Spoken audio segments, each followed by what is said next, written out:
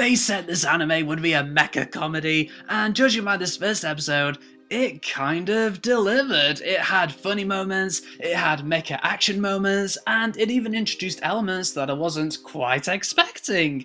So, in this first episode of Heavy Object, one of a number of mecha anime that's being aired this fall, we experience lots and lots of exposition talking about how great objects are. These badass machines that can kick some serious ass, and we also get introduced to the multiple primary characters of the anime, namely the three children that you saw in the trailer, two of which are boys working on a military base, and the third, who is referred to as Princess, being the pilot of the military base's object. From what I gather, one of the guys is a radar analyst and the other guy is studying objects, so I guess this anime will maybe be more from the mechanics perspective rather than the pilot's perspective.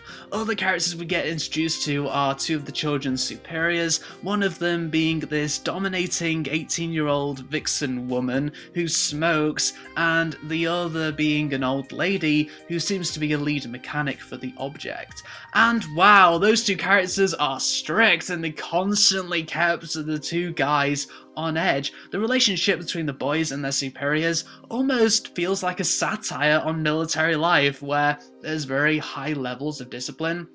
Now, I did have fears that the children would end up quite generic and at risk of not getting that much development, and yes, those fears are starting to become realised. The vixen woman superior is by far the most interesting character. She dresses flashy and smokes and loves keeping people in line, but the children, in comparison to her, are surprisingly two-dimensional.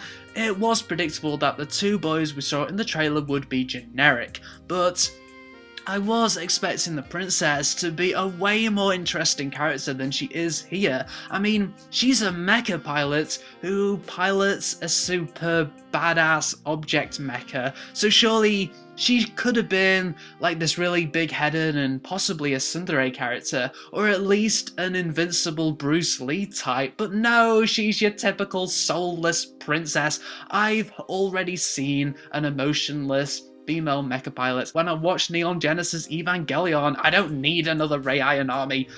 I need a female mecha pilot who is unique and human and weird. I know it's early days still, but considering the vixen woman managed to come across as really interesting in just the first episode, whilst the child characters did not, it's kind of worrying that the children will never really become three-dimensional, although of course I am hoping that they do. I want to know their motivations for taking up work in the military. I know all that's probably too late for the princess, as it was just established that she went into piloting a mecha because she had no choice.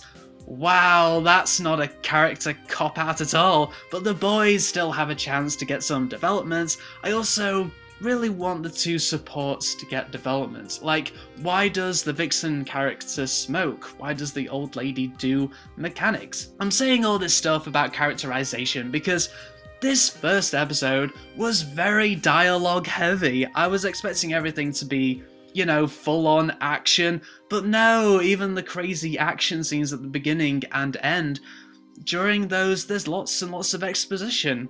It was interesting exposition, especially the stuff about the object being an onion in structure, but still, if this anime is going to become a dialogue-heavy anime, which is not a bad thing, I mean, just watch Pat Labor the early days. As long as the characters become three-dimensional and worth listening to, then I am all for Heavy Object being as dialogue-driven as it was here. The animation was quite good too, especially the backgrounds. Wow, they are beautiful, and the costume design is quite memorable too.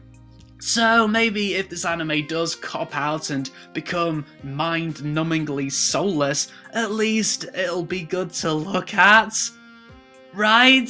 I mean, the object is an interesting new take on a mecha suit. Right? Finally, let's talk about the comedy aspect. Now, I haven't really seen anime with that much fan service.